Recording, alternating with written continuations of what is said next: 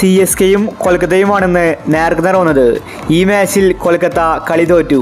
ചെന്നൈ അനായാസമായിട്ടാണ് കളി ജയിച്ചത്. കൊൽക്കത്ത അവർക്ക് ഒരു എതിരാളി പോലുമല്ലായിരുന്നു. ഇന്നത്തെ CSKയുടെ കളി കണ്ട് ക്രിക്കറ്റ് ഇതിഹാസങ്ങൾ പറഞ്ഞ കാര്യമാണ് നമ്മൾ ഈ ഒരു വീഡിയോ നോക്കുന്നത്. ഇതുപോലത്തെ IPL ന്യൂസിന് വേണ്ടി ഈ ചാനൽ മറക്കാതെ സബ്സ്ക്രൈബ് ചെയ്യൂ.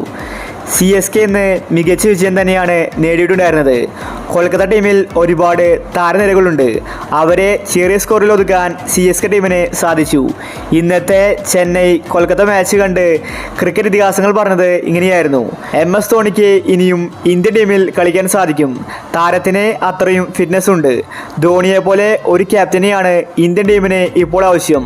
വരാൻ പോകുന്ന T20 വേൾഡ് കപ്പിൽ ധോണി ക്യാപ്റ്റനാകണം. ധോണിക്ക് ഇനിയും അതിന് സാധിക്കും. ധോണി കളിച്ചില്ലെങ്കിലും ഇന്ത്യൻ ടീമിലുണ്ടെങ്കിൽ അത് ഇന്ത്യക്കാർക്ക് ഒരു ബലമാണ്. ധോണിയുടെ തന്ത്രങ്ങൾ അത്രയ്ക്കും വലുതാണ്. CSK ടീമിൽ നമ്മൾ ഇന്നത് കണ്ടതാണ്. ഋതുരാജാണ് ക്യാപ്റ്റനെങ്കിലും ധോണിയാണ് അവിടെ കാര്യങ്ങൾ തീരുമാനിക്കുന്നത്.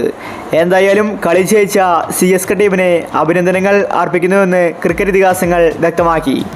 ചെന്നൈ ആരാധകർ ആവേശത്തിലാണ്. അങ്ങനെ 2 മാച്ച് തോറ്റതിന് ശേഷം ഒരു കളി CSK ജയിച്ചിരിക്കുകയാണ്. ഇത് CSKയുടെ തിരിച്ചുവരവാണെന്ന് പറയേണ്ടിയിരിക്കുന്നു.